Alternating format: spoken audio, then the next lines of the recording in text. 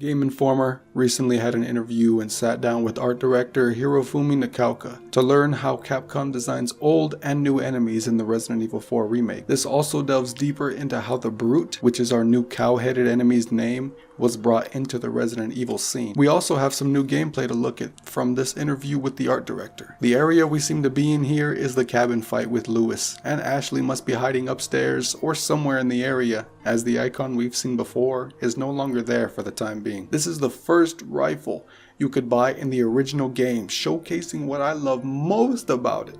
The single action shot animation plus the scope on it looks insane with the zoom function below. I love this so much.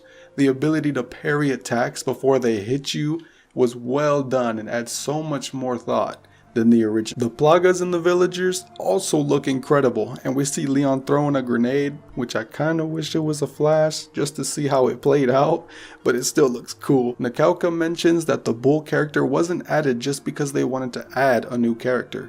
The Brute was created later in development, towards the very end of developing the actual game. You could play it normally and it was ready to be released, but when they decided to play through it, Capcom felt that there were some parts where they wanted a different enemy introduced. This could mean more than just the Brute. New enemies in the castle and the island could be introduced as a complete shocker of not knowing who's going to show up next. Before the Brute, they wanted a stronger, tougher enemy swinging around something like a hammer. It was a conversation with the gameplay side where they needed this type of enemy, and that's how they brought the Brute to life in the remake of Resident Evil 4. But why does the Brute wear a cow's head? 𝗦𝗕𝗘𝗦𝗖𝗥𝗘 mentioned that there's a lot of human form characters in the game, the 𝗦𝗓𝗄s, other enemies, and the main characters. So they had some conversations about adding more of a 𝗦𝗨𝗕𝗦𝗕𝗦𝗖𝗥𝗑𝗘 inspired religious horror motive. And the Brute, in a way, felt like that was the right character to do the job. That was the start for developing this new enemy. It's worth noting that while you're fighting this Brute, it's noticeable to see the cow's head doesn't look at the player. They gave this movement a lot of attention when creating him. Even the eyeballs are just kind of randomly looking around in different areas. They wanted to really take this character and make him fit well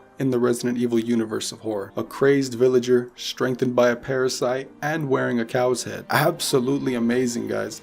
This was really an enjoyable time to be a horror fan, and you can watch it all for yourself with the link to the Game Informer's video in the description below. Seeing how it's all coming together pre-launch really has me on the edge of my seat. Like, I'm not kidding, I'm on the edge of my seat right now talking. I want to know that much more about the game, but we will have to wait and see. I'm hoping we can get some more information about a demo being released in the coming weeks. At the latest, we can see something along those lines early March, I would suggest. But what did you guys think of everything we've been shown?